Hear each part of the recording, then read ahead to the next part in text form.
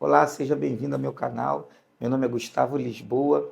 Aqui eu me apresento como Gustavo Lisboa, mas alguns de vocês vão me conhecer depois que eu contar esse testemunho um pouco mais, como Gustavinho, como Gustavo Silva, que é o meu nome, que está na minha documentação. A minha esposa me emprestou esse Gustavo Lisboa para que a gente pudesse criar um vínculo maior até para as pessoas que a gente assiste, que a gente de alguma forma presta alguma assistência ou ajuda. A gente decidiu compartilhar dessa maneira, mas eu queria contar para vocês um pouco da minha história. No ano de 2021, eu tive um grupo que ele fez muito sucesso é, no Brasil e no mundo, né? Ele foi chamado Bonde do Tigrão. Talvez você que tem a faixa etária de 40 anos, entre 40 e 50, ou entre 38 e 50, você vai lembrar do que eu estou falando. Esse grupo fez muito sucesso, Serão na Mão, Só as Cachorras, Chuchucas. Teve bastante músicas que tocaram naquela época, que com certeza, se você não dançou, alguém da sua família dançou sobre esse som, sobre essa música. Mas eu queria contar um pouco. Eu demorei 15 anos, quer dizer, mais de 15 anos para gravar esse testemunho, criar coragem para gravar esse testemunho, porque eu senti agora em Deus que seria um momento de partilhar um pouco para vocês da minha história, da minha vida, de como eu vivi, de como eu cheguei até aqui, que talvez seja um caminho que não tem tanto glamour. Hoje talvez você não me conheça tanto como me conhecia há 20 anos atrás, mas hoje eu estou num lugar que eu me sinto bem, num lugar que eu me sinto confortável. E eu queria dizer para você que eu venci algumas coisas, eu queria dividir com você isso. Antes do ano de 2001, que foi o ano que a gente explodiu com o Bonde do Tigrão, eu vinha tentando ser famoso. Eu sou cria da Cidade de Deus, né? Fui nascido e criado lá, na Cidade de Deus. Então, todo menino de comunidade, de favela, tem o sonho de um dia se tornar ou jogador de futebol, ou quem sabe artista, pagodeiro, um cantor. E naquele ano, há mais de 20 anos atrás, era muito difícil porque a gente não tinha o advento da internet. Então, tudo isso hoje, você pega um celular, é mais fácil de gravar, você faz um selfie, você grava um vídeo, e daqui a pouco isso viraliza e está rodando na tela de todo mundo. Naquela época, não, era muito difícil para você realmente ser conhecido, para você realmente alcançar um grande público. Você tinha que estar tocando em muitas rádios, tinha que estar realmente a música estourada. Você tinha que ter um hit que fosse chiclete ao ponto de todo mundo ouvir. E a gente conseguiu esse feito de emplacar uma música chamada Serão na Mão. Essa música levou a gente a muitos países, entradas na Europa, nos Estados Unidos, no Japão, na Angola. Foram muitos países que a gente conseguiu alcançar devido a esse grupo que tomou essa proporção. Mas, como eu te falei, eu queria falar um pouquinho antes disso para você entender um pouco a minha história, que vai encaixar com essa história que eu demorei bastante tempo para tomar coragem para vir aqui diante dessa tela e dividir com você um pouco da minha vida, um pouco do meu pensamento. Eu, como dizia, eu venho de uma infância muito pobre, na Cidade de Deus, onde meu pai e minha mãe, muito trabalhador, meu pai que hoje já não está mais conosco, mas minha mãe sempre me deram uma educação exemplar. Eu costumo dizer que você que é de comunidade, você que está num lugar e talvez você não tenha tantas oportunidades, mas eu quero te dizer que você pode criar as oportunidades. Eu criei uma oportunidade, eu montei um grupo onde foi o primeiro e gerou outros grupos que vieram depois, que hoje são sucesso e hoje estão tocando por aí. Mas eu criei essa oportunidade e eu quero te dizer que tem como você criar uma oportunidade, mesmo que a oportunidade não bata a sua porta, mesmo que as portas se fechem, você ainda é capaz de atravessar os muros, atravessar as barreiras, conquistar outros lugares e espaços. Tudo vai valer do que você vai apresentar para aqueles que estão te ouvindo. A minha infância lá na Cidade de Deus, onde eu fui criado, a gente sempre foi um nosso campo de amizade. Eu não tinha muitos amigos, mas eu tinha alguns amigos que a minha infância era muito voltada com a fidelidade. Por que tipo de fidelidade, Gustavo, você está falando? A fidelidade da gente comprar um pacote de biscoito, onde tinha 20 biscoitos ou 10 biscoitos recheados, e a gente sabia que se tiver 10 no grupo, cada um tem direito a 2 biscoitos. Então, se sobrasse mais um biscoito, a gente oferecia para um ou para o outro. Você quer, você quer, você não quer, você não quer, para ver quem mesmo queria e quem não queria. Ninguém comia um biscoito sem que todo mundo estivesse concordando, porque essa era a fidelidade, de ter o pouco, mas a gente sabia dividir sempre, de trocar roupa, de não ter uma infância muito boa, muito rica, mas de ter uma simplicidade e ter um ambiente bom de se viver. Eu venho dessa infância que me projetou até aqui, toda a experiência que eu cheguei.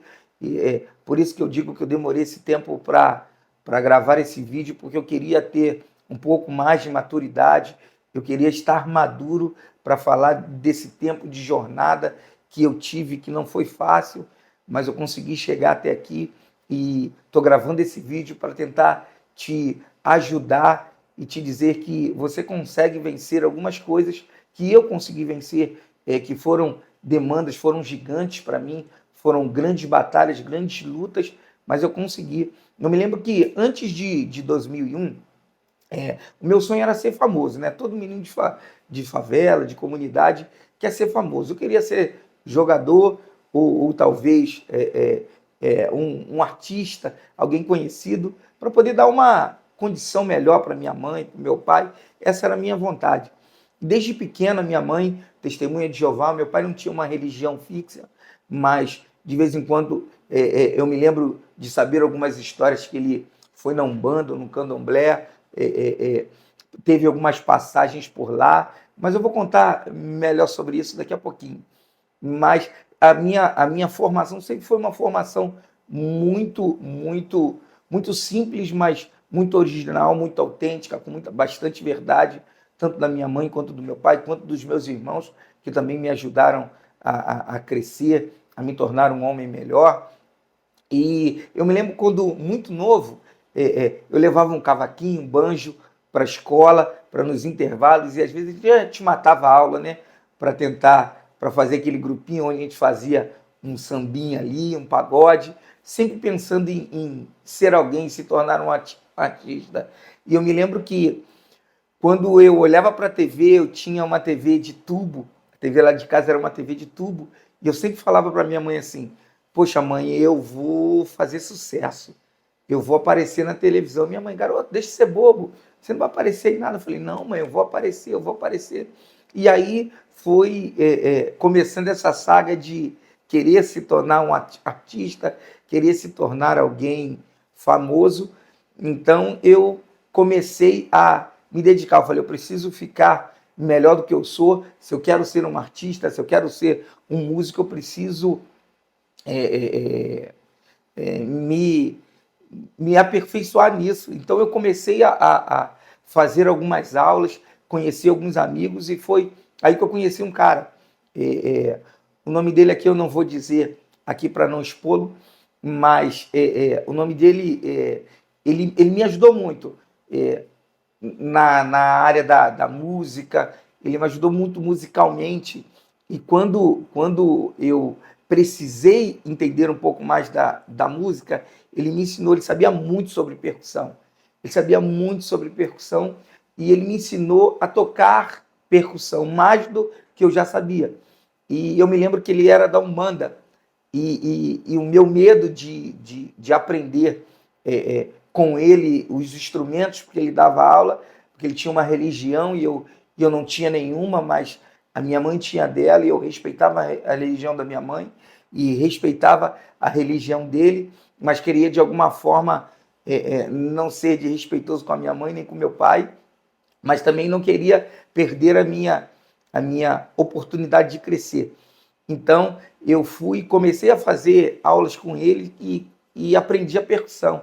E foi daí que eu fui começando a tocar instrumentos, tantã, pandeiro, cavaquinho, surdo, afoxé, percussão geral, tumbadora, e foi daí então que eu comecei a gostar mais dos ritmos, das batidas, dos tambores, e foi então que daí eu comecei a iniciar o meu gosto pela Umbanda e pelo Candomblé, que foi através desse professor, ele me ensinando e me dando algumas dicas sobre sons, sobre batidas, sobre estilos, sobre origens de som, de batidas, vou botar assim para você entender, de células rítmicas. Foi a partir disso que eu fui entrando cada vez mais, até que um dia eu já era um ogã de uma casa de Umbanda. Isso aí. Eu era um ogã de uma casa de Umbanda, onde por muito tempo eu escondi isso da minha mãe, eu escondi isso do meu pai. Eu me lembro que quando eu era muito pequeno, eu saía, muito pequeno que eu digo assim, 10, 12 anos, né? Então é um jovem. Então eu saía e minha mãe falava, eu quero que você vá agora para a reunião do salão. E tinha a reunião do salão, só que eu saía na frente, e aí, em vez de ir para a reunião do salão, eu ia para o samba, ou eu ia para a aula, ou então eu ia para alguma sessão da Umbanda, ou algo desse tipo, porque eu acabei me tornando muito musical, e aí eu comecei a frequentar, e a minha vida foi começando a crescer de forma musical, por tudo aquilo que eu estava sendo alimentado, não somente dos ritmos africanos, mas também do samba, que também tem uma raiz africana, mas eu fui ficando muito mais musical. E aí eu fui crescendo, e aí eu formei um grupo de pagode lá na Cidade de Deus mesmo, e esse grupo foi começando a fazer vários showzinhos, abrir show, tocamos para alguns artistas já consagrados, eu sempre fazia percussão em pandeiro,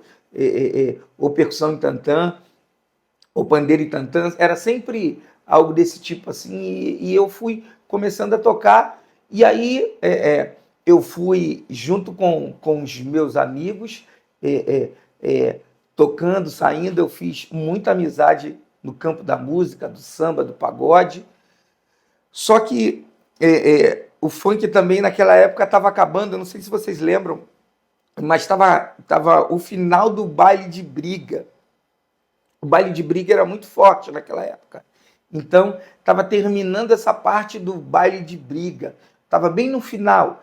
E aí, eu me lembro que eu ia ainda, tinha os festivais de galera, que lá no Coroado, na Cidade de Deus, era muito forte, onde tinha os bondes de galera, não eram os bondes de dança e canto, mas era bonde de galera, que depois veio virar os bondes que vocês conheceram, bonde Tigrão, bonde do Vinho, Havaiano, e esses outros bondes que vocês conheceram, mas antigamente o campo do funk, ele era dividido por área. Então, se você morasse na Taquara, você não podia ir em Madureira, você não podia ir numa outra região, por quê? Porque era dividido por setor. Então, se os caras te vissem numa área que não era desse, os caras te batiam. Então, os bailes tinham Calton Club, tinha vários bailes que eram famosos, e eu me recordo de muito, mas eu vou citar somente alguns.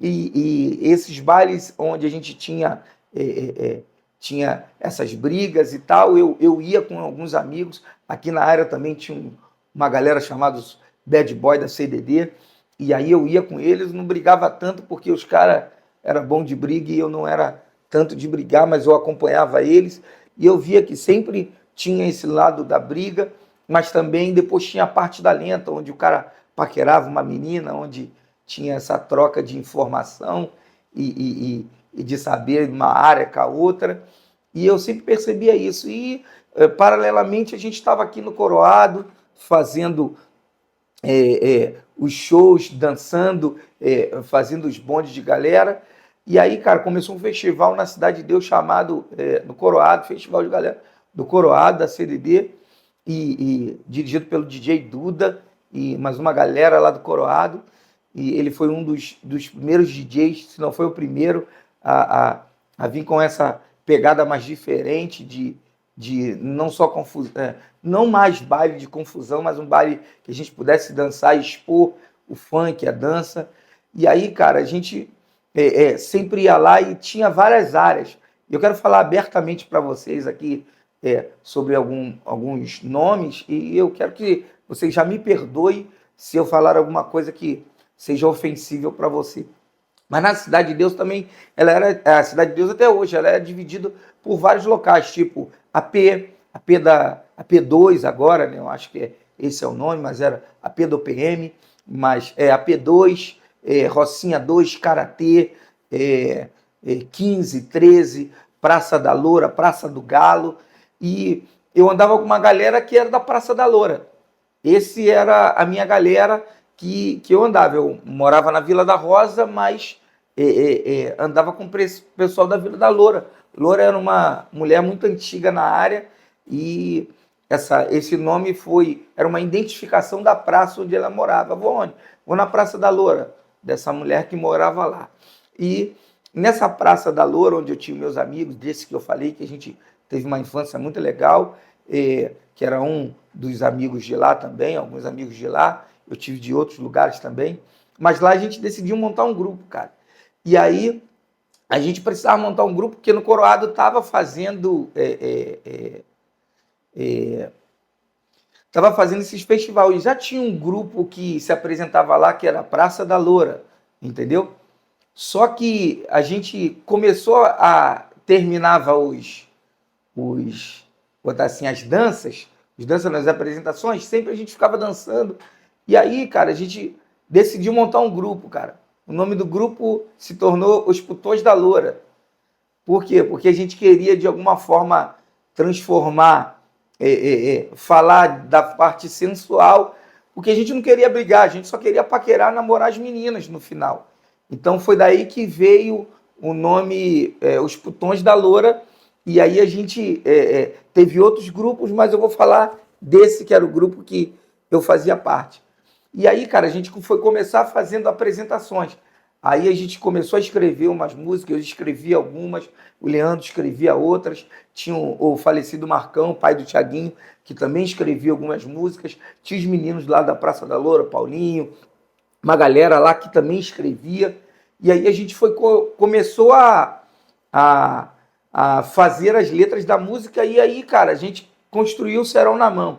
Serão na Mão começou num bar, cara, num bar que a gente, o Marcão veio com essa música assim, assim, assim não, vou passar Serol na Mão com o movimento da pipa, né, que era o movimento da pipa, e aí a gente construiu, eu, Marquinho, Paulinho, eu, Paulinho, Leandro, o Marcão, a gente construiu lá essa música, e aí depois eles registraram lá, mas a música aconteceu.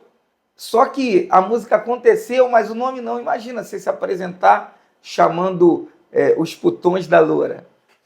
Não seria um nome apresentável, né? Então a gente começou a mudar o nome, tentar mudar o nome, a gente tentou, tipo, vários nomes, mas nenhum nome casava. E eu me lembro que, numa época, estava passando uma novela que uma mulher chamava o cara de Tigrão, meu Tigrão, meu Tigrão, meu Tigrão. E, cara, e na época eu era um cara bem namorador, e aí eu recebi uma sunga, cara. Uma sunga que era de tigre, aquela sunga de sex shop, que ela é transparente e tal. Eu ganhei uma sunga daquela de presente.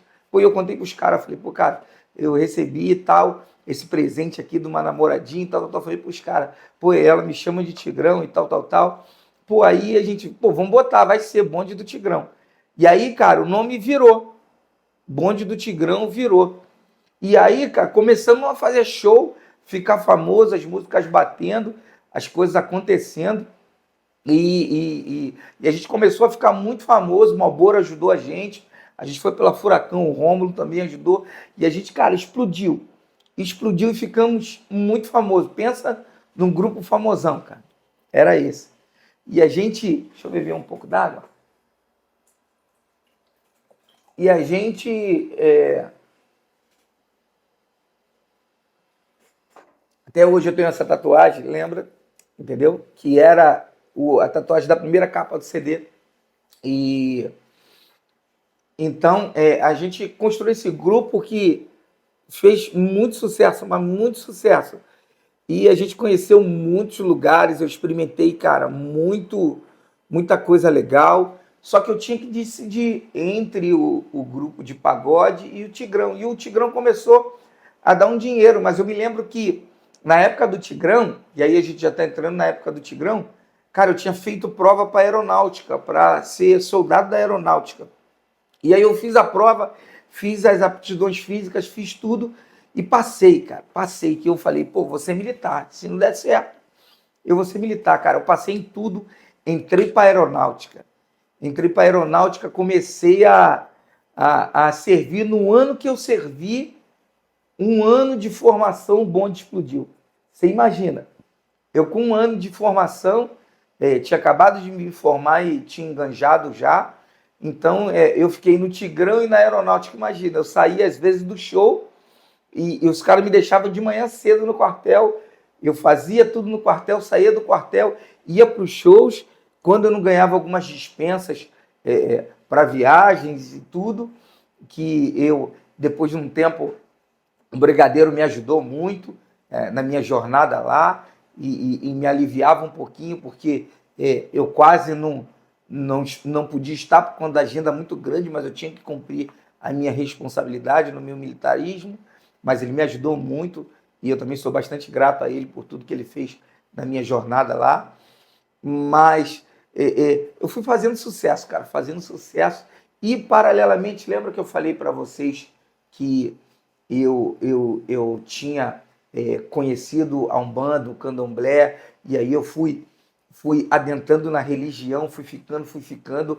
Então, eu abandonei tudo aquilo que eu tinha como fé inicialmente, e aí fui para Umbanda, cara, para o Umbanda e o Candomblé. E aí me tornei o Ogã da casa.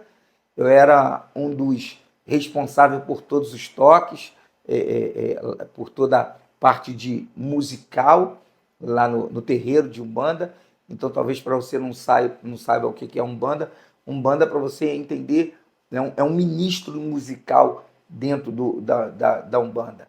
Então, é como se fosse um ministro de louvor, é como se fosse um cantor, é como se fosse alguém que era responsável por trazer a ritmação, a musicalidade àquele ambiente, trazer a adoração àquele ambiente.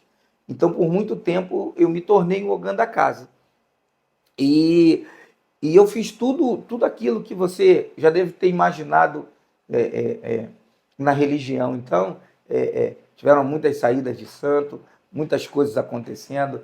Eu participei de muitos trabalhos de macumba, trabalhos espirituais, vou botar assim. Eu fiz muitos trabalhos espirituais e, paralelamente, eu me lembro que de algumas vezes eu estava na Umbanda, na religião, no Candomblé, seguindo, servindo, e já estava famoso. Então, algumas vezes eu saía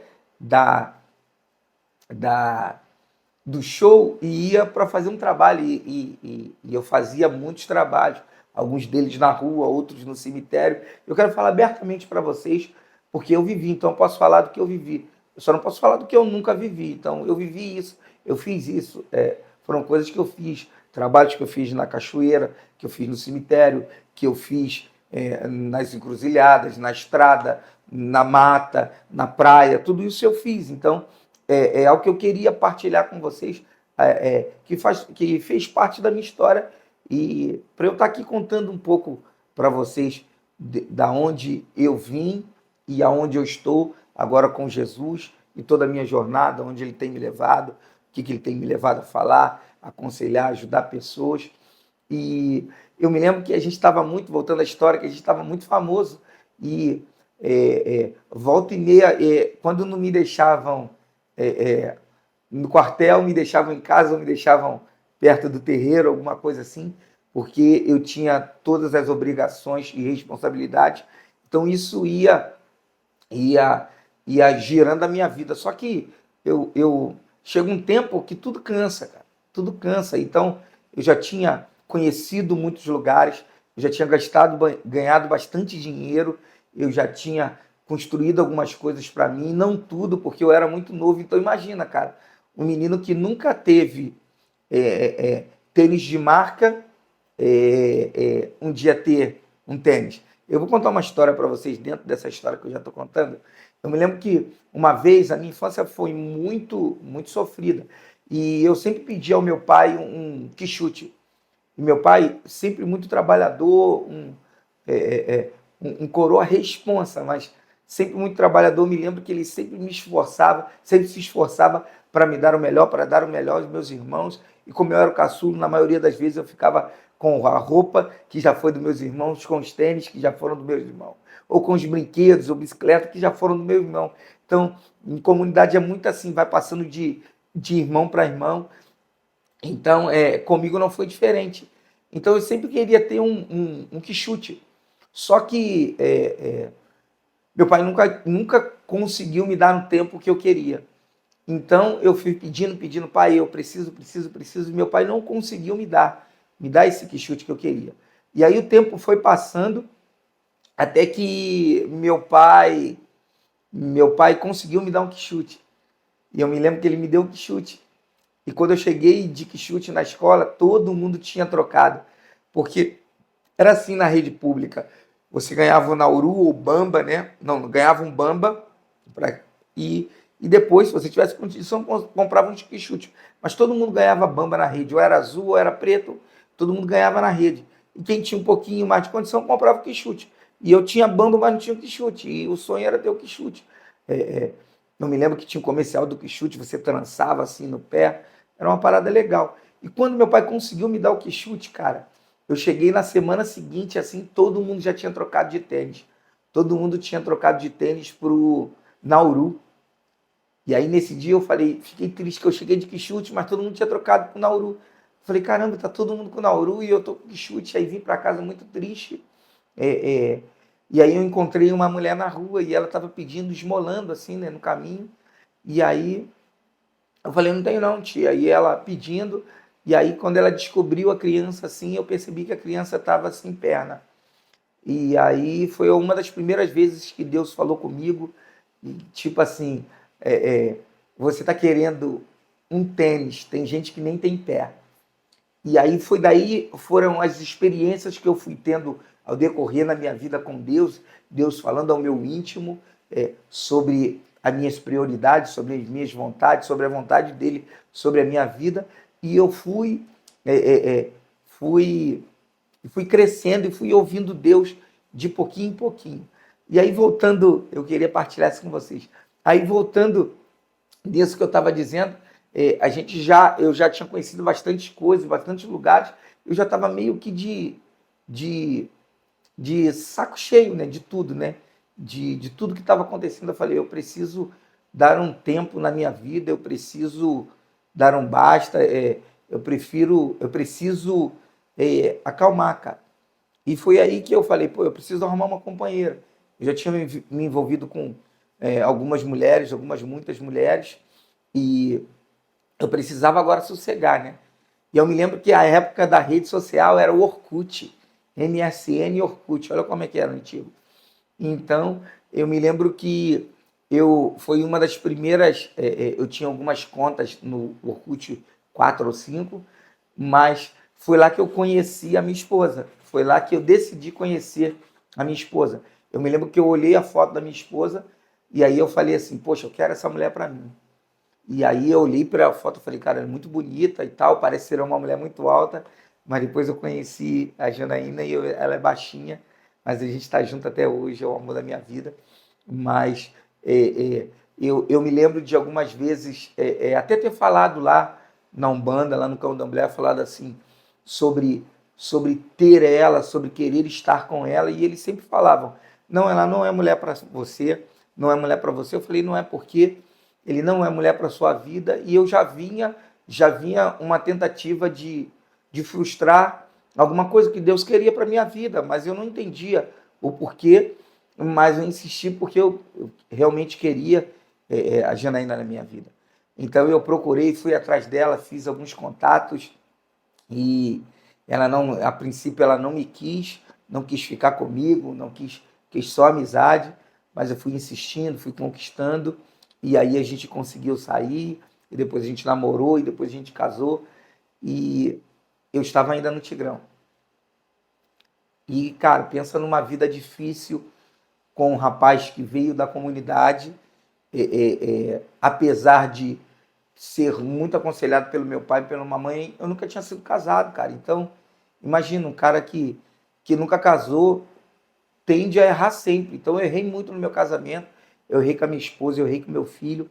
É, é, é, então, por ser um marinheiro de primeira viagem, eu nunca tive um compromisso. E a minha esposa tinha uma formação diferente, ela tinha uma estrutura diferente, uma instrução familiar diferente da minha. Então a gente conflitava muito, porque para mim algumas coisas estavam basta e a gente tem uma diferença de idade de 7 anos. Então o que eu já estava vivendo, o que eu já tinha vivido, ela estava começando a viver. Então algumas coisas a gente conflitava pensamentos, porque quando eu estava pensando em parar algumas coisas, ela estava querendo recomeçar. Então a gente teve muita briga. O nosso primeiro ano de casamento foi muito ruim.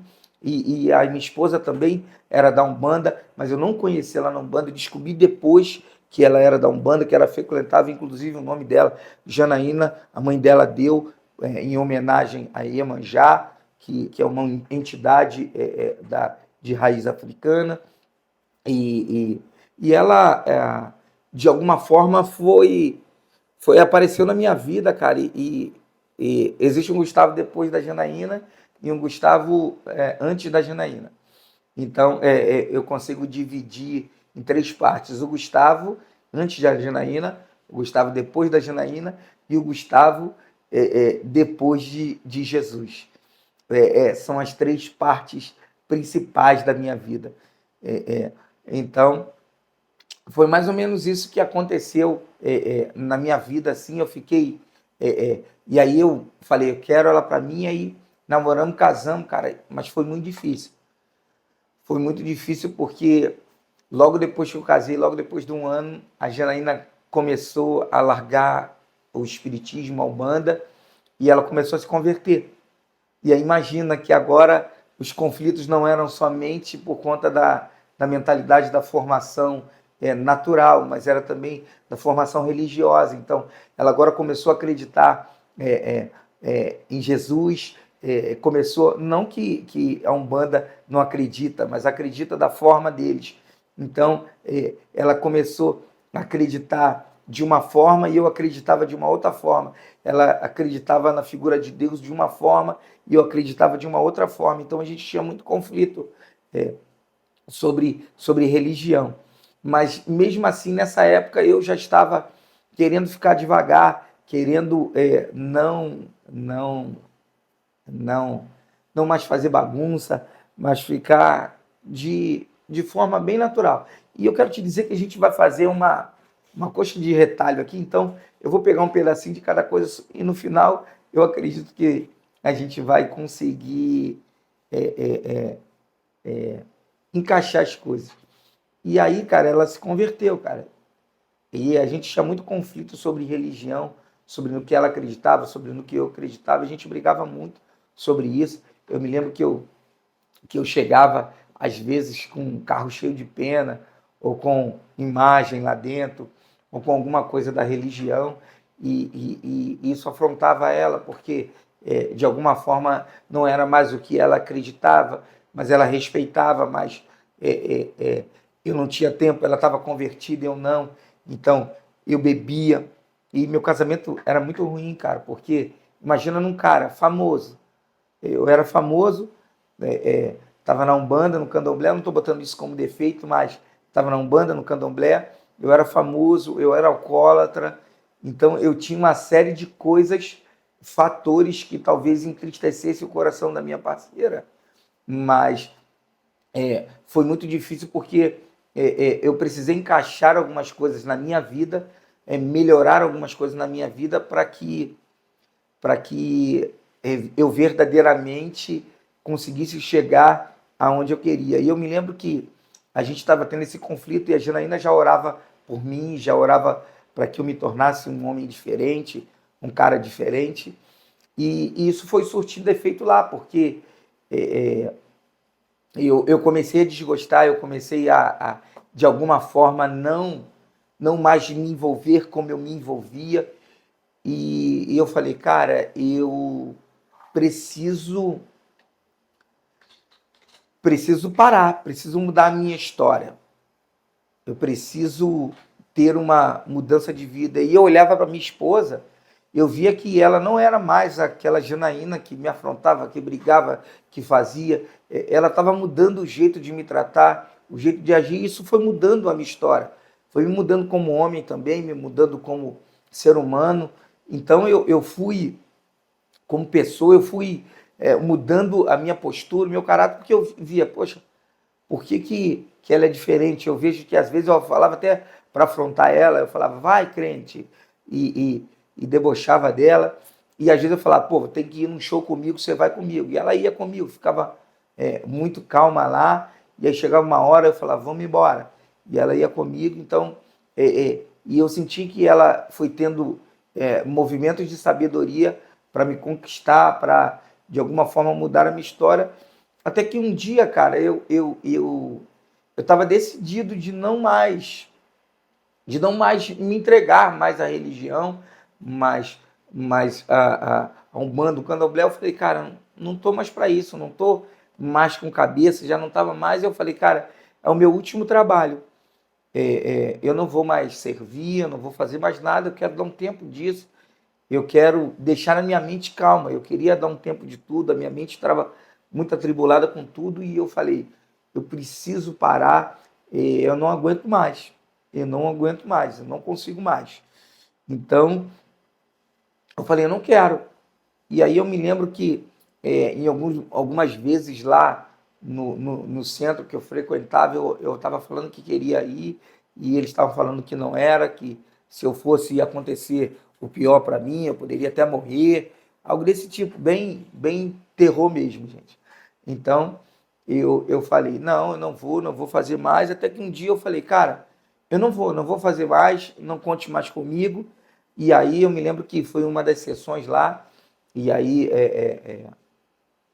um, uma das pessoas que estavam manifestadas, vou botar assim, por uma entidade lá, e eu me lembro que eu falei, eu não vou mais, e eles falaram assim, cara, se você não for, nós vamos te matar. Eu falei, pô, não vai me matar, né?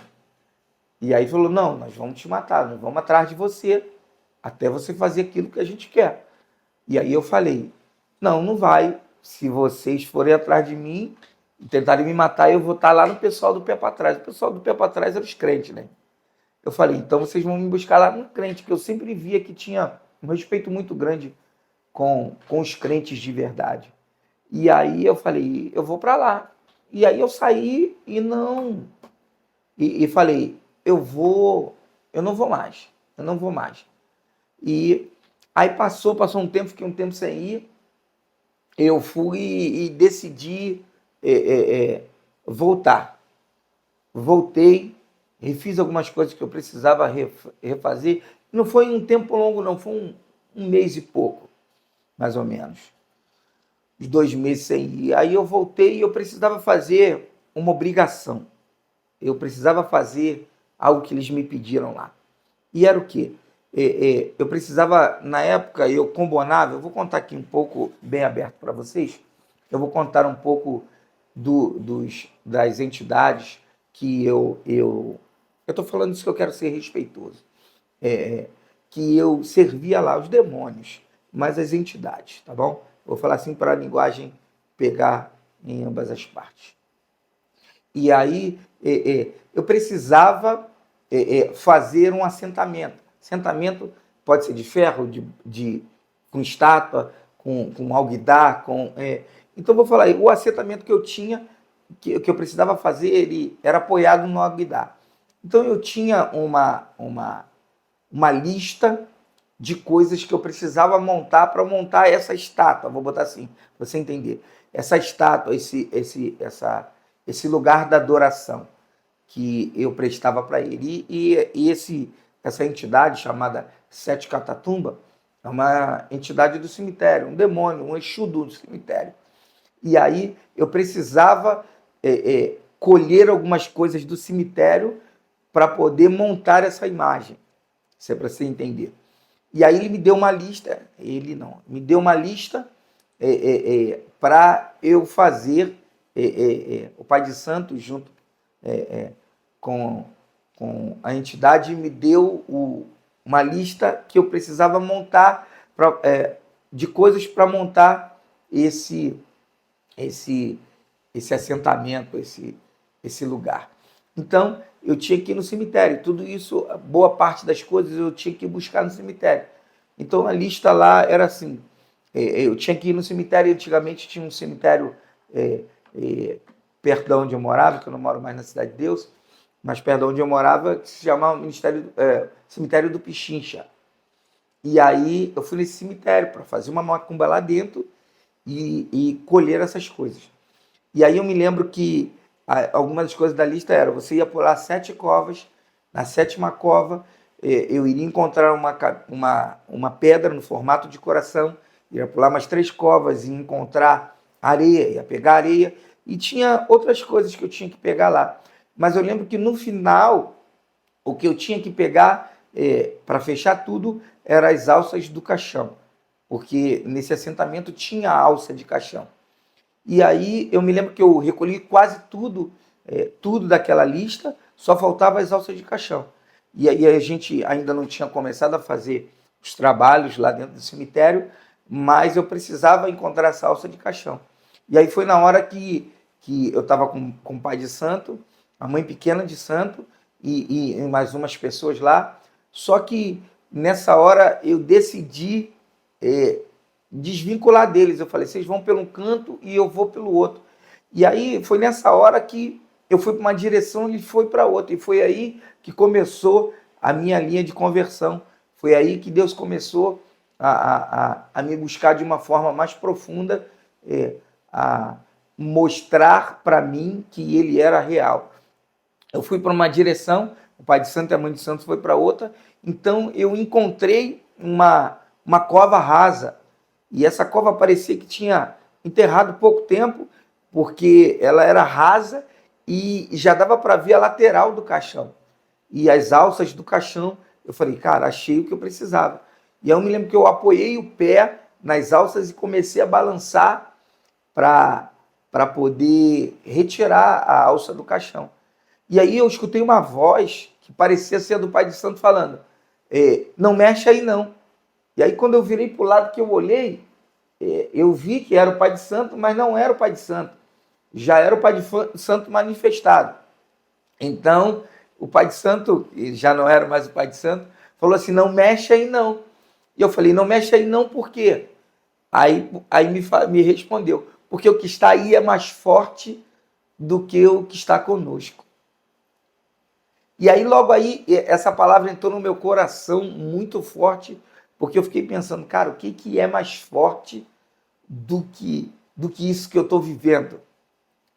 E aí, cara, eu lembro de uma passagem bíblica que fala assim, que Jesus encontra um cego, e aí ele faz um milagre no cego e manda ele lavar o olho. Ele vai lá, lava a vista, só que quando ele volta, ele começa a enxergar homens como se fossem árvores. E aí eu trago essa mensagem para a minha vida, porque nem tudo que a gente vê é o que é realmente. E tem alguma coisa mais visível por trás dessa visão que a gente está vendo, uma visão mais nítida, mas a gente está tão cego que a gente enxerga o que a gente quer, o que a visão nos entrega naquele momento. Então eu falei: pô, é mais forte do que nós. Eu pensando: pô, é magia negra, feitiçaria, alguma coisa. O nível é maior. Só que aquela era uma cova de um crente, cara. Mas eu não tinha acesso.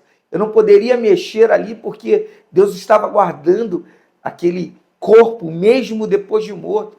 Pô, pastor, mas você fala, Gustavo, você fala que...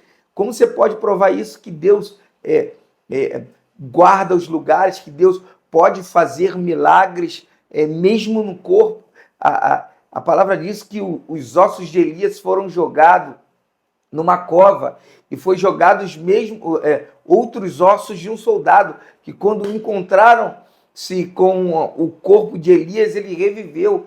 Então isso só aconteceu porque Deus era com aquele cadáver que ali estava, que um dia era profeta, que um dia era homem, e eu não sei quem era que estava naquela cova, mas eu tenho certeza que era alguém que Deus tinha aliança com ele, alguém que Deus tinha um chamado com ele ao ponto de guardar aquele lugar para eu não mexer, ou para eu um dia mexer lá e ser confrontado. E eu fui para casa com aquilo na cabeça, cara, é mais forte do que nós.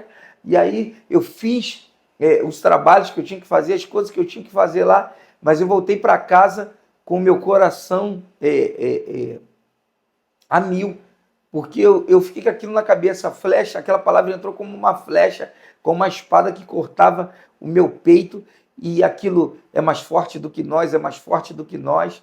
E nesse mesmo dia eu não sabia, mas a Janaína estava orando por mim, ela estava orando, estava buscando, ela passou a madrugada toda orando, e ela não sabia, e eu passei a madrugada toda fazendo trabalhos no cemitério, e ela a madrugada toda orando. Então, tinha um campo espiritual, uma batalha espiritual, algo acontecendo naquele ambiente que a gente não sabia o que estava acontecendo, mas era muito forte.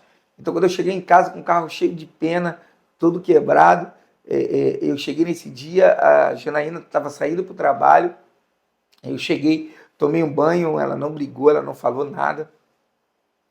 E aí eu entrei, aí eu falei, cara, quando eu acordei de tarde, eu falei, eu não vou fazer mais nada. E eu falei, pô, avisa que eu não vou fazer mais nada, que eu não quero mais nada, que eu não quero. Mandei avisar lá que eu não ia mais. E a mensagem foi, se você sair, se você não estiver mais conosco, nós vamos te perseguir até te matar, nós vamos acabar contigo. E eu levei aquilo na maciota, achando que nada ia acontecer. Passou-se uns 7 dias, uma semana mais ou menos, eu estava indo para um lugar que aqui antigamente chamava Fórmula do Gol, um pagode que tinha semanal, e eu fui fazer um VIP lá. E aí eu peguei o meu carro, na época eu tinha um Golzinho Turbo, Fan, azul metálico, todo mundo conhecia esse carro, era um perfil baixo, um carro de garotão, né?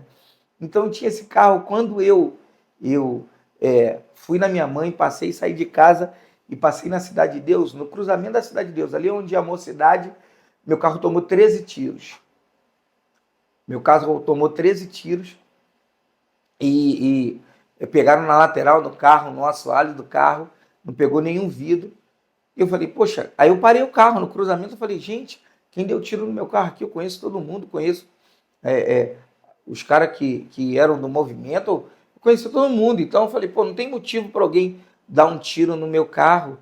E se eu estava decidido a andar por ali, se eu estava por ali, não tinha como alguém me dar um tiro assim, me conhecendo meu carro, pô, impossível.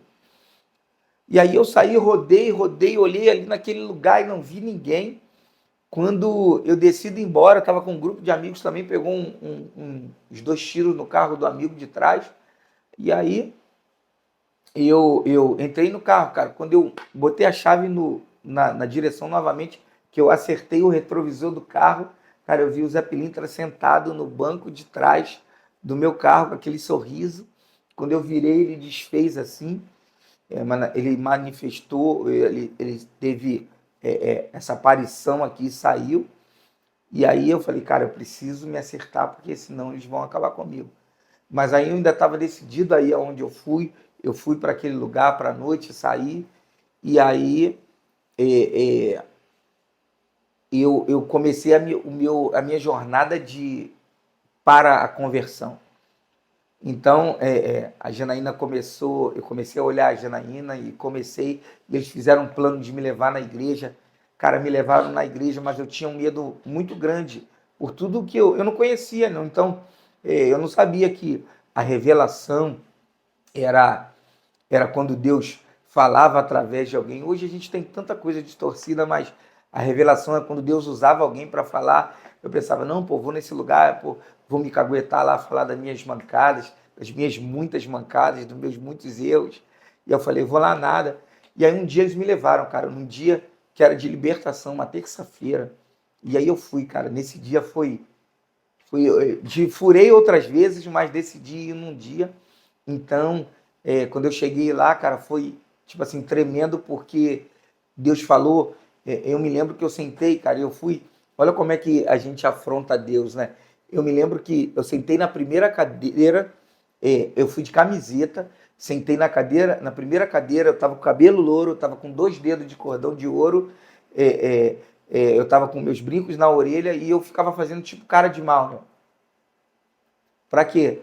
Para tentar inibir aquele pastor que estava falando lá, para de alguma forma ele não falar. Eu falei, se eu manter a cara de sério, ele não vai falar. Mas por dentro, tudo que estava sendo pregado, todo aquele ambiente ali estava me ganhando de tal forma, mas eu ainda estava muito duro, porque, cara, eu era famoso ainda, eu tinha uma renda, eu tinha um dinheiro, não dava para largar as coisas assim. E aí ele começou a falar, foi para lá, olhou para mim, foi para o outro lado, voltou daqui a pouco. Cara, ele falou uma coisa que eu me lembro como se fosse ontem. Ele falou assim mesmo: para você ver, para você saber que eu sou o Deus da sua vida, o que você precisa saber, eu vou dizer no seu ouvido, o que a igreja precisa dizer, eu vou falar para a igreja no microfone. Cara, e aquele cara falava tanta coisa na igreja assim, para todo mundo ouvir, todo mundo meio que assustado com tudo aquilo, e ele vinha ao meu ouvido e falava coisas do meu segredo, do meu íntimo, que só eu sabia, intimidades minhas, segredos meus, que eu não tinha contado, que eu não tinha externado para ninguém, mas eram experiências minhas. E aí, cara, eu chorei muito, ele fez o apelo. Ele fez o apelo, aceita Jesus, aceita, e eu não aceitei. Eu não aceitei porque eu não estava preparado. Por mais que eu quisesse muito Jesus, por mais que eu estivesse disposto a vencer, a tomar uma nova jornada, eu não tinha coragem, porque era tudo novo para mim. Eu estava abandonando um sonho, eu estava abandonando uma carreira, eu tinha já abandonado a aeronáutica, eu tinha abandonado o samba, e agora eu estava abandonando é, é, é, o Tigrão. Então, cara, eu falei, como eu vou fazer isso? Eu me lembro, para você ver, na época que eu estava no Tigrão, é, uma vez eu fui numa, vou botar assim, numa gíria de malandro, que é um nome, e de Zé Pilintra em Queimados. E eu fui, essa mulher recebia essa entidade chamada Zé Pilintra em Queimados. E quem era mãe de santo lá era mãe de santo do Vaguinho, hoje Vaguinho dos Morenos, que era o Vaguinho dos Morenos, que hoje é o pastor Vaguinho. Então, esse grupo que eu tocava pagode, ele era apadrinhado pelo Vaguinho. O Vaguinho ajudava esse grupo também, era um dos grupos que ele ajudava. E eu me lembro que quando eu cheguei lá, eu tomei banho de pipoca, espaço, charuto, bebida, baforada, tudo aquilo que acontece. Eu me lembro que quando essa entidade, esse demônio pegou na minha mão, ele me disse assim: essa mão vai fazer muito sucesso, você vai fazer muito sucesso tocando pandeiro, você vai ter uma unção muito grande tocando pandeiro. E aquilo, cara, ficou no meu coração muito grande, porque eu queria fazer sucesso, entendeu? Com o pandeiro. E eu me lembro que eu estava começando essa época dessa visita, melhor dizendo, eu estava começando no Tigrão, mas o pagode já estava muito legal também. Então eu falei, caramba, e aí foi uma dúvida muito grande se eu largava o pagode para continuar o Tigrão ou se eu continuava no pagode. Então, quando eu abri mão do pagode, já foi um baque muito grande para mim. Então, quando eu entrei para a aeronáutica, e aí eu tive que abrir mão da aeronáutica também, e agora o Tigrão era a minha terceira renúncia. Então eu falei, cara, não, não quero, não é agora, eu não vou conseguir. E falei, não quero.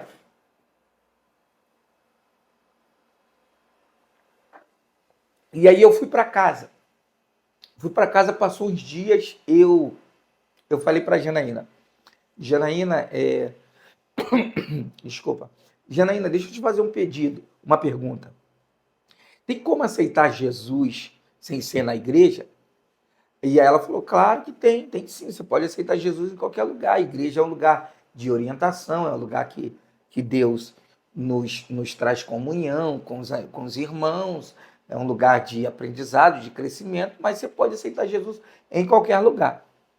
Inclusive, você que está assistindo esse vídeo agora, se você quiser aceitar Jesus, esse pode ser o momento para Deus mudar a sua história. E aí eu falei, então tá, eu quero aceitar Jesus agora. Ela falou, tudo bem. E aí, pasmem vocês. Eu ajoelhei no mesmo lugar que a Janaína orava por mim. Na verdade, Deus tinha falado para ela que no lugar que ela chorava era o lugar que Deus iria dar uma dupla honra para ela. Você imagina, Deus não deixou eu aceitar Jesus naquele culto porque ele precisava honrar a Janaína, ele precisava honrar a história da minha esposa, a história da vida dela.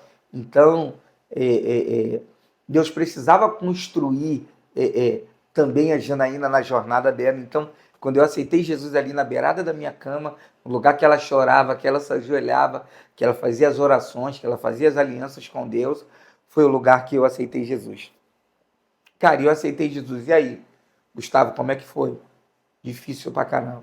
Difícil pra caramba por quê? Porque, imagina, cara, eu aceitei Jesus e aí eu tinha que mudar toda aquela minha rotina. Já tinha agora abandonado de vez a Umbanda, o Candomblé, não tinha mais nenhuma ligação direta, eu tinha me desfeito, eu desfiz das imagens, desfiz de tudo aquilo que eu tinha, de roupa, eu desfiz de tudo. Só que eu estava começando a jornada agora, cara. Um novo convertido, alguém que estava caminhando com Jesus, mas não sabia nada de Jesus e fazia tudo que a Bíblia dizia que não era para eu fazer. Por exemplo, eu sensualizava as meninas e ia para a igreja, cara. Então imagina o conflito de você tá cantando uma coisa no show e quando você chegava em casa, que você ia para a igreja, você falava, caramba, o que eu estou fazendo? Então eu tinha um conflito interno, como se tivesse o anjinho bom e o anjinho ruim aqui. O anjinho bom dizendo, você está no caminho certo, você está fazendo... E o anjinho ruim na minha orelha dizendo, cara, você é um hipócrita, porque você faz uma coisa, prega uma coisa e faz outra. Então tinha um conflito muito interno. E, cara, eu não poderia sair do grupo, porque eu ainda tinha um tempo de contrato. Na época, eu tinha conversado por alto assim, com o empresário que eu tinha. Eu falei, cara, se eu quiser sair do Tigrão. Ele falou, cara, para sair do Tigrão é só você me dar 750 mil reais. Olha aí, naquela época, 750 mil reais. Hoje nós estamos na época dos milhões. Eu estava na época dos mil, né? De 1.000. Agora é a época do milhão. Então, hoje qualquer show, qualquer MC fica milionário da noite para o dia. Naquela época não, tinha que ter uma jornadazinha para ele se tornar um milionário. Mas hoje é mais fácil. Então, eu não tinha, então eu não podia rescindir esse contrato. Imagina, eu ia fazer os shows, orava, já estava crente, levava a minha bíbliazinha, eu me lembro lá, e os caras falando, cara, isso é fogo de palha, os caras do grupo falando, daqui a pouco tu vem pra gente, daqui a pouco tu vem pra gente. Mas eu comecei a me posturar lá naquele grupo, eu comecei a fazer o diferente lá. Eu já não se envolvia com as meninas, eu já estava já há um tempo, porque quando eu tinha decidido estar com a Janaína, eu já tinha parado com isso, então, mas a tentação era muita, tinha mulher toda hora, mulher no camarim, então, tipo assim, e o inimigo era sujo, o ambiente era sujo, porque era mulher chegando toda hora, então se eu não me colocasse na minha posição, se eu não me posturasse, se eu não, de alguma forma, não me posicionasse, eu estava muito propício a errar, a vacilar. Então, eu orava a Deus, eu pedia, Senhor, me dá uma estratégia, o que eu estou fazendo aqui? Me tira daqui, e Deus não falava. E aí eu falei, Senhor, qual é o meu propósito aqui? O que eu tenho que fazer aqui? E aí Deus falou, eu vou te dar uma estratégia.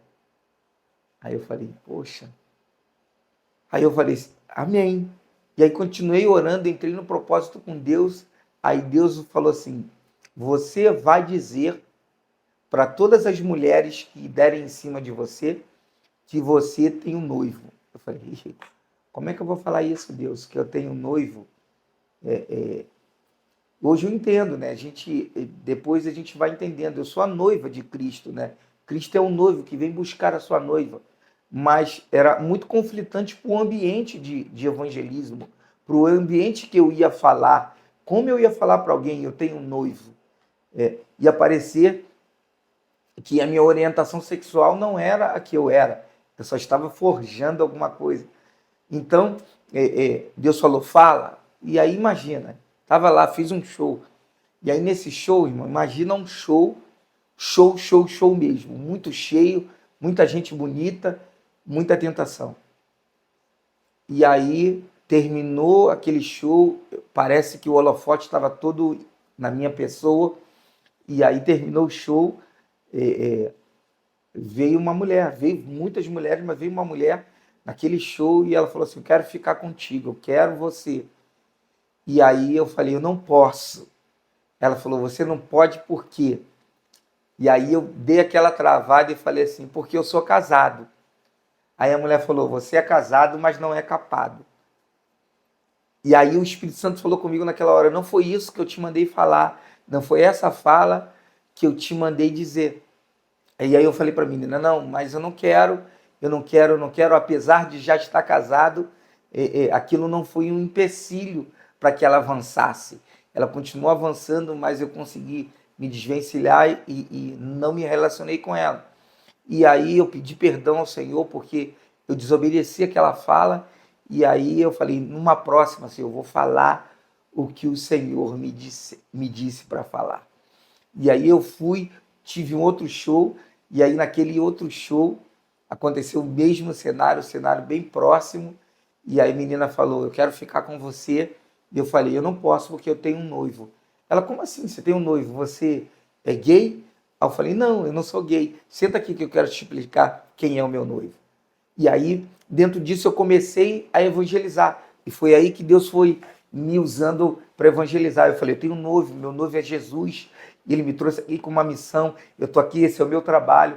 O meu ganha-pão é aqui que Deus me deixou estar por um tempo. Mas eu quero te dizer que existe um Deus que pode mudar a sua história, que pode mudar a sua vida. E eu fui evangelizando e foi nessa jornada que eu consegui ganhar algumas almas para Jesus. Eu consegui fazer com que algumas meninas que vieram com a intenção de se relacionar comigo voltassem para Jesus. Algumas eram diaconisas, outras eram afastadas do evangelho. E eu fui pregando e eu tinha sempre um feedback com elas e com a minha companheira dizendo aqui, ó, ganhei essa para Jesus de novo e tal. E aí Deus foi usando, até que um dia que é, é, eu, eu, eu já estava pedindo a Deus para sair. E aí tinha uma viagem para Israel. Olha como é que foi tremendo. Eu me lembro que tinha uma viagem para Israel e a caravana ia ficar uns 21 dias, 20 dias em Israel. E aí eu queria muito ir para essa viagem e estava numa época que não tava, os shows não tinham muitos shows. E aí o que aconteceu? Eu paguei a passagem, cara. Eu falei, eu vou. Cara, Deus fez com que esses 20 dias eu não tivesse show. Imagina, 20 dias sem show. E eu fui para Israel e foi tremendo, foi uma experiência única.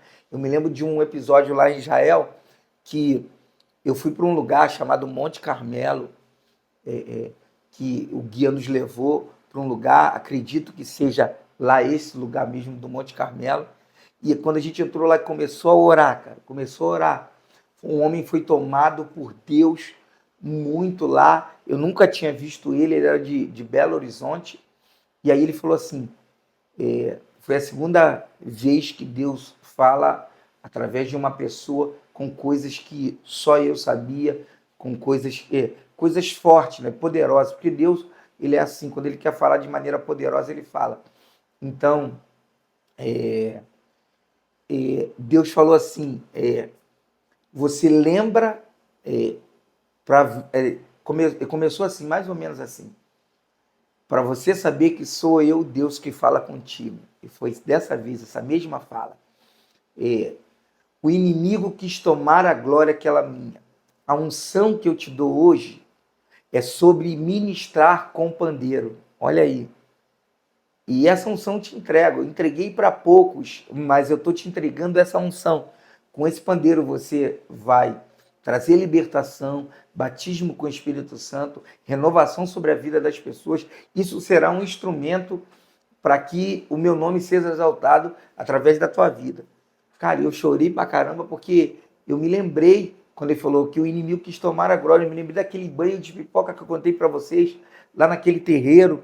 Eu lembrei de tudo, de Deus falando comigo, de o inimigo falando e Deus agora falando comigo sobre o que ele queria para a minha vida, e eu vi o cuidado, o carinho de Deus. E ele falou assim mesmo: você não vai comprar esse pandeiro, você vai ganhar esse pandeiro. E aí passou, cara, eu vim embora. 2 meses depois teve um retiro na igreja. Cara, eu fui pro retiro na igreja. Chegou no retiro da igreja, foi uma irmã lá que eu também nunca conhecia a irmã, sempre foi assim, cara.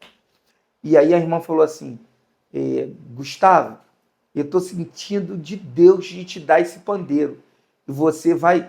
Eu me lembro que Jael, olha só, em Jael, o homem que foi usado por Deus falou assim mesmo: você vai usar esse pandeiro para ministrar libertação, trazer restauração na vida das pessoas, cura, e você vai colocar o nome desse pandeiro de Davi. Passou o tempo, cara, 2 meses. Essa irmã me encontra no retiro e fala: irmão Gustavo, eu senti no coração de te dar esse pandeiro e queria te dizer que você vai dançar na unção de Davi. Aí eu falei: minha irmã, me dá esse pandeiro que é meu, me pertence, eu tenho ele até hoje. E aí me deu esse pandeiro. E eu estava nesse retiro. E aí no segundo dia do retiro, eu estava trabalhando nesse retiro, tinha uma fila de oração assim, e eu estava com o pandeiro na mão. Ela me deu o pandeiro no sábado durante o dia, durante a tarde, e eu já estava com esse pandeiro de tarde. De tarde para a noite, aí começou a ministração e eu estava com esse pandeiro na mão. E aí tinha uma fila de oração, eu era o último da fila. Uma fila assim lateral, horizontal, eu era o último dessa fila. E aí eu escutei a voz no meu ouvido: toca aqui com o pandeiro na fronte dela. Cara, eu olhei para o lado, olhei para o outro, eu falei: cara, quem está falando comigo? Eu pensei que fosse alguém, mas não tinha ninguém ao meu lado. A outra pessoa que estava na fila estava distante e era uma mulher, eram 2 mulheres, a voz era mais masculina. Então, eu falei: é coisa da minha cabeça. Abaixei a cabeça, continuei em oração para ter autorização para começar a ministrar, orar pelas pessoas. Daqui a pouco, a voz de novo veio: vai lá e faz o que eu estou te dizendo, o que eu estou te ordenando. E aí eu falei: cara, só pode ser Deus, mano. Só pode ser Deus. Aí eu peguei o pandeiro, cara, com todo carinho, com todo cuidado, com todo respeito para a pessoa que estava perto de mim, porque eu não conhecia aquela menina. Então eu peguei com o pandeiro, eu falei: posso orar pela sua vida? Ela: pode. E aí eu comecei a orar, e aí eu peguei um pandeiro e encostei na testa dela. Quando eu encostei, ela caiu assim uns 2, 3 metros para trás e começou a falar em línguas. E aí eu fiquei assustado com tudo aquilo, porque foi tudo muito novo para mim. Eu nunca tinha passado por uma experiência dessa. E aí a menina ficou lá falando em línguas, eu acudi ela continuou, eu pedi um tempo e ficou ali. E eu fui no domingo de manhã, na hora do almoço, assim, que a gente estava almoçando, ela veio me procurar. E ela me disse assim: Gustavo, posso falar contigo? Aí eu falei: posso. Eu falei: eu sou a menina que você estava orando ontem e você encostou com um pandeiro em mim. Aí eu falei: fui. Aí quando eu fui me desculpar, se eu tivesse feito alguma coisa para ela, ela falou: deixa eu te falar uma coisa. Eu vim para esse retiro aqui e eu pedi a Deus um sinal. E esse sinal teria de ser alguma coisa que nenhuma pessoa tinha feito. Uma coisa que fosse de Deus. Eu pedi a Deus que ele pudesse me batizar com o Espírito Santo, porque eu sou de uma igreja batista tradicional, que não acredita no falar de língua, na movimentação, mas eu queria experimentar disso. E quando você me tocou com aquele pandeiro, eu fui batizado, eu falei em línguas, eu senti o poder de Deus e tal, e eu chorei com ela, dei um abraço nela e agradeci a ela também pela oportunidade de ter sido um instrumento para ela, agradeci a Deus por tudo aquilo que estava vivendo. E eu fui vivendo, cara. E aí, voltando, para eu não perder já estamos com já um tempo legal aqui. E se tem muita coisa para contar, mas se esse vídeo realmente mudar a sua história, te ajudar de alguma forma, a gente talvez no futuro grave uma parte 2. E eu voltei do retiro, e aí, e lá eu me lembro que em Israel, o final da profecia era: eu vou te tirar desse grupo daqui a 7 meses. Foi isso que Deus falou, através daquele homem. Eu voltei, cara. Quando eu voltei, eu não sei o que aconteceu. A gente continuou a fazer show e tal. Pô, os caras fizeram, quando estava perto dos 7 meses, os caras fizeram um ensaio lá, cara, e me deixaram de fora do ensaio. Eu já estava crentão, indo para a igreja, fazendo as coisas, caminhando com Jesus. Os caras me deixaram de fora do ensaio, e era um show que a gente tinha, acho que era para a Prefeitura de São Paulo, algo desse tipo. E aí os caras me deixaram de fora do ensaio, não me falaram nada. Eu fui para a igreja. Chegou na sexta-feira, o empresário me ligou e falou assim mesmo: ó, você não foi no ensaio, e já que você não foi no ensaio, os caras falaram para te deixar em casa, porque você não foi no ensaio, então você não sabe o que vai rolar lá. Eu falei: pô, vai rolar o que rola sempre. A gente já dança, já sabe o que tem que fazer. Eles falaram: não, os caras pediram para te deixar em casa porque você não foi para o ensaio. Eu falei: tudo bem. Desliguei o telefone, aí fui no quarto, falei com a minha esposa: ó, aconteceu isso, isso e isso, e eu estou sentindo que é de Deus, é de Deus eu saí. E vou falar com eles agora. Se você estiver comigo, eu vou ligar para eles agora e vou pedir para sair. Aí ela falou: não, estou contigo.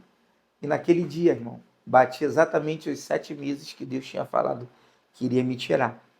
Eu liguei para o empresário e falei: olha só, os caras já me deixaram fora do grupo, já me deixaram fora do show. Eu quero dizer que, para você falar para os caras aí, que eu já não volto mais.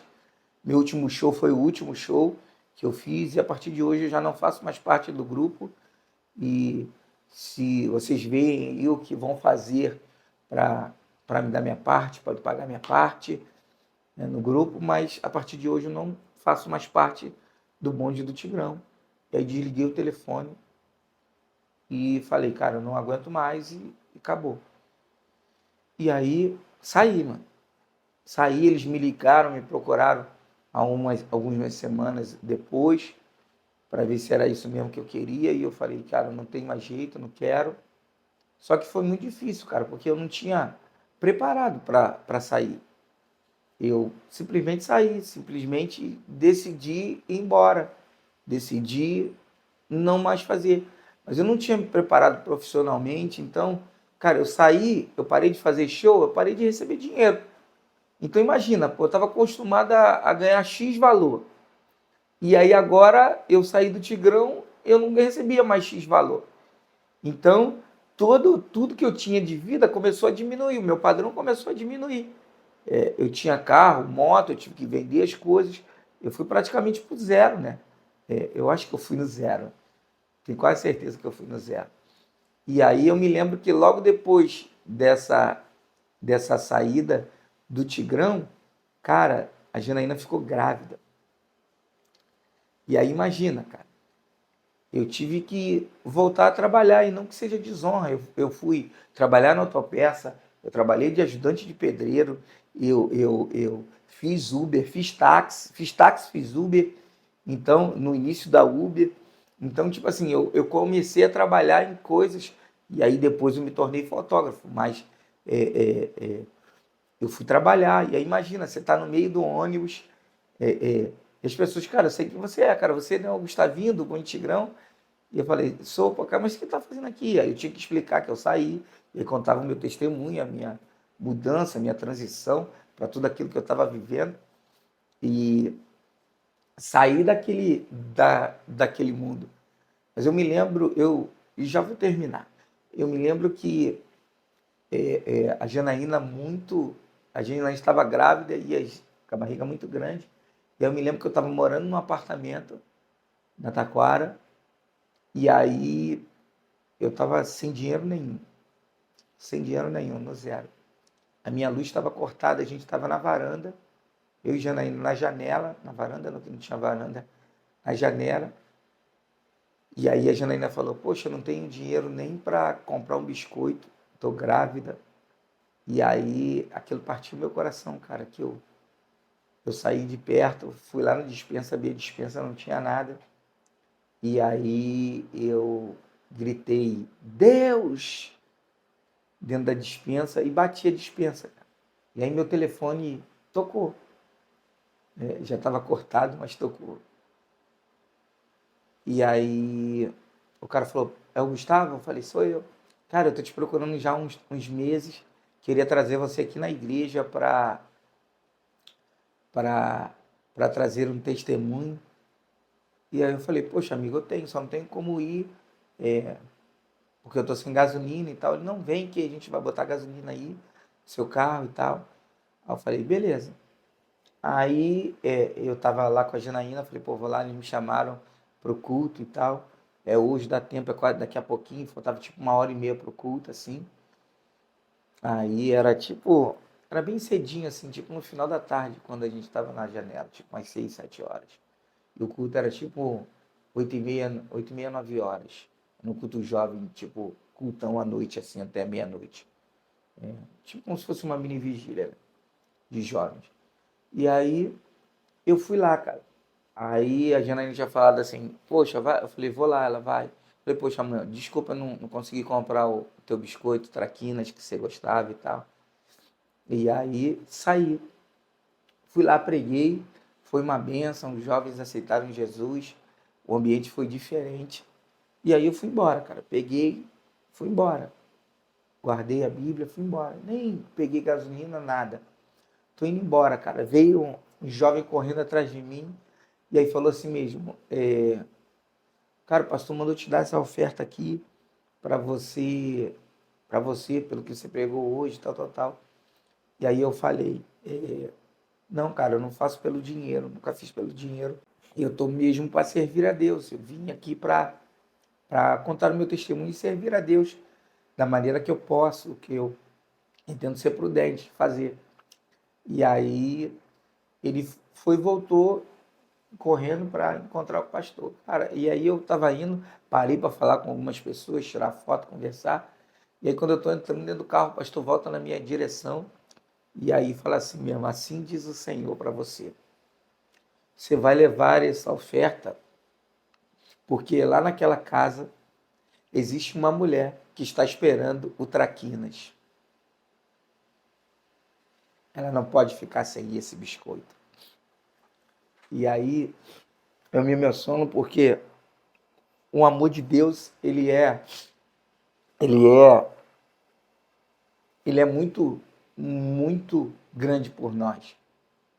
E aí eu me lembro que eu fui para casa, cara, eufórico. E aí eu voltei e falei para ela, Janaína, que Deus me deu uma oferta e falou isso e isso. Eu falei, compre o taquinos que você quiser, paga a conta de luz e vamos dar uma oferta dobrada pelo Senhor por tudo que Ele tem feito pela gente. E aí nós ofertamos, né, demos o dízimo dobrado daquela oferta que eu ganhei. E, e foi muito bom, foi muito bom. E a gente foi crescendo em Deus, aprendendo a recomeçar em Deus, a fazer as coisas legais.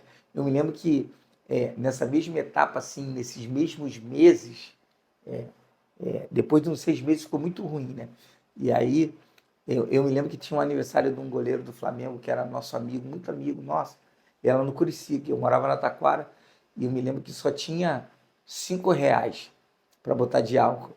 E aí e o sorvete mega clássico era o mega, acho que era mega clássico, era esse sorvete. Era R$ 5. E aí eu só tinha R$ 5 para botar de álcool. R$ 5 de álcool naquela época era um dinheirinho. Aí não era muito, mas dava alguns litros. E eu falei, poxa, se eu.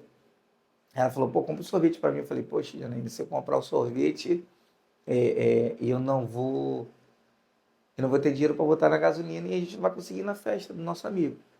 E aí ela falou, não, tudo bem, mas meu coração ficou partido, né, cara? Eu sou um chefe de família e ainda não tinha conseguido um emprego, a minha mentalidade também não estava construída sobre o recomeço, porque eu achei também que Deus ia fazer tudo, eu ia virar cantor gospel, funk, e tudo, mas Deus queria outra coisa para mim e falou para eu estudar teologia, para eu ir buscar outra coisa, porque Deus não queria mais um cantor, porque ele já tinha cantores, ele queria alguém que cuidasse de pessoas, e aí por isso que ele e me chamou e chamou muitas outras pessoas.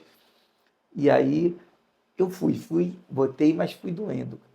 Chegou lá na festa, um montão de gente conhecida, e um montão de gente que me conhecia também. E aí o cara sentou na minha mesa com uma cerveja, bateu na minha mesa e falou assim: pô, tá muito calor, era de tarde, né? Essa festa. Aí eu falei: poxa, tá muito calor. Ele falou: pô, tá muito calor, não vai tomar cerveja não? Eu falei: cara, eu não bebo mais. Agora eu tô com Jesus, tô caminhando com Jesus, tô na minha jornada. Ele: pô, Tigrão, tá com Jesus? Agora tá Tigrão de Jesus? Eu falei: sou. E aí fui conversando com ele, falando com ele, e eu falei: tá muito calor mesmo. Ele: pô, muito calor, muito quente. Eu falei: vou tomar um refrigerante, entendeu? Não tem sorvete, vou tomar um refrigerante. Ele falou: tu quer mesmo sorvete? Eu falei: quero. Ele falou: você tem certeza que você quer um sorvete? Eu falei: eu quero. Cara, e aí ele deixou a cerveja na minha mesa assim e saiu. E aí eu olhei para a Janaína e falei: ó, Deus está aqui, Janaína. Aí ele foi, cara, foi numa distância tipo de 1 km. Era a distância da festa pro lugar. Ele foi lá, voltou com os 2 sorvetes. E pasme se vocês. Era 2 mega clássicos e ele falou assim mesmo: não era esse que você queria? E Deus falou na boca dele, cara: não era esse que você queria? E é sobre esse Deus que sempre cuida da gente, apesar da gente não estar mais no holofote, não estar mais em evidência. Foi esse Deus que eu decidi seguir.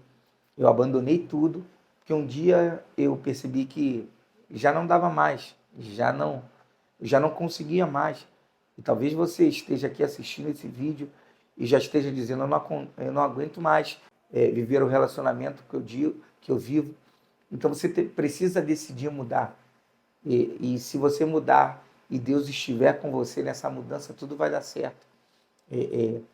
Desde de lá até agora, Deus tem me suprido, tem guardado a minha casa, tem me dado estratégias. Deus me deu uma profissão, me tornou fotógrafo. Hoje também, pela graça, pela misericórdia, eu pastorei uma igreja que se chama Place Church, aqui no Rio de Janeiro. E nós estamos crescendo na graça, no conhecimento, amando, servindo as pessoas, servindo a Deus, adorando a Deus, cuidando das pessoas, transformando a vida das pessoas através de Jesus, daquilo que a gente tem levado para Jesus. Eu quero te dizer que ninguém pode falar para você que vai te matar, que vai acabar com a sua vida, se Deus não permitir. Deus está no domínio de tudo. Deus mudou a minha vida, mudou a minha história. Hoje eu estou aqui dividindo com você, esse tempo, te dizendo que é tempo, você vai conseguir restaurar o seu casamento.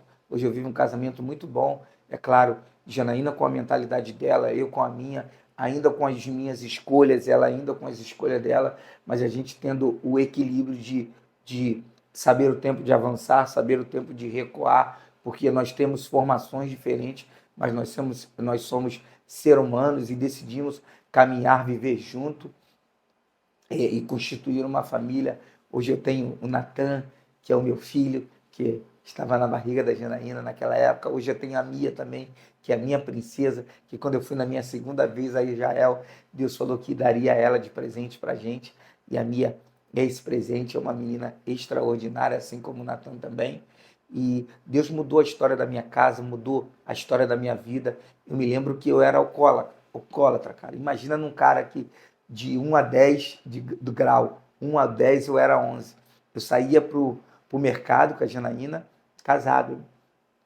Saía com a Janaína pro mercado, ela com um carrinho e eu com outro carrinho, enchia de bebida. Então, eu bebia muito.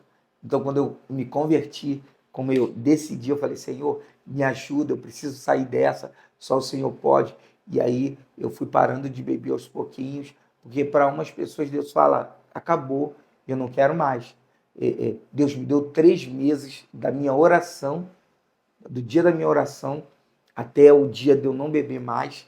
Deus me deu 3 meses. Em 3 meses Deus curou meu vício da bebida. Então, se você bebe, se você fuma, se você está passando por algum vício de drogas, se você passa por fornicação, se você está em fornicação, se você está em adultério, se você está em pornografia, se você está passando, está vivendo uma vida promíscua, estou te dizendo, Deus pode mudar a sua história, Deus pode mudar a sua casa, basta só você querer. Eu estou aqui, talvez você pode deixar um comentário aqui, eu quero te ajudar, eu quero, de repente, ser um canal de bênção para a tua vida, tentar te ajudar a sair dessa, porque ninguém consegue sozinho. Eu tive apoio de alguns irmãos que me ajudaram, eu sentei para ouvir muita gente, mas só quando eu decidi sair de cena, porque só tem uma forma disso mudar, é quando a gente decide sair de cena. Eu decidi apagar a luz do meu palco para que Jesus brilhasse, Jesus fosse a estrela do meu show. Então, se você hoje decidir sair desse trono, se você hoje decidir sair de cena para que Jesus viva através de você, para que ele agora seja o verdadeiro showman da tua vida, que ele agora comece a aparecer na sua vida. E eu nem digo diminuir, eu digo morrer, porque quem diminui um dia cresce.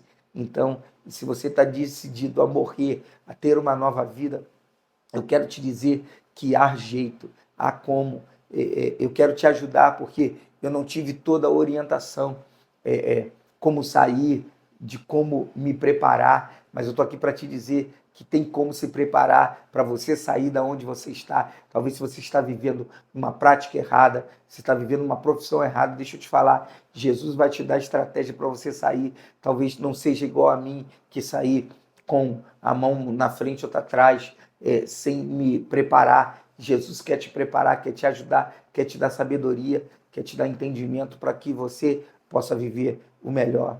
Então eu quero, nesse dia, nessa data que se chama hoje, te dizer que tem como viver uma vida diferente, tem como você aceitar Jesus, mudar a sua vida.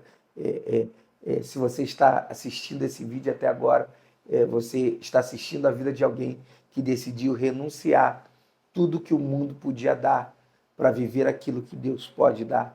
E eu quero te dizer que todo dia eu agradeço a Deus, todo dia eu lembro que eu preciso ser restaurado, que eu preciso ser curado, que eu preciso ser sarado. Todo dia Deus faz uma obra na minha vida, todo dia Deus acrescenta um tijolo nessa obra. Não vai ser fácil. Aqueles que batiam nas suas costas, os amiguinhos que tomavam cerveja contigo, que saíam para você, vão te dar as costas. Se preparem, porque você vai ser traído, mas Jesus foi traído, mas isso não fez com que ele perdesse o propósito. Então não perca o propósito. Deus vai te dar novos amigos, vai te dar novas amizades, vai te dar novos ambientes para você viver, e você vai ver que é possível viver uma vida extraordinária.